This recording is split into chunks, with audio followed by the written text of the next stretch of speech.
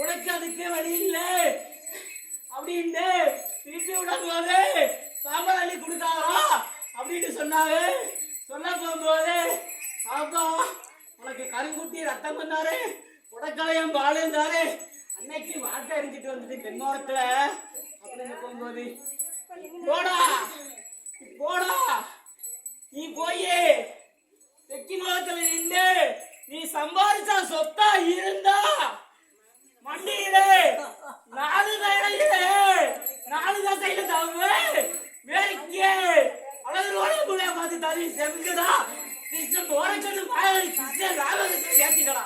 அன்னைக்கு நீ கொண்டுகிட்டு போகும்போது உன்னுடைய பீச்சர்ல விளையாடணும், உன் கண்காணி கம்பு விளையாடணும், உன் சலங்கமணி விளையாடணும். நான் அந்த தேர் குட்டி தான் களஞ்சியத்துல உட்காந்து பாக்குறேன். நீங்க எப்படி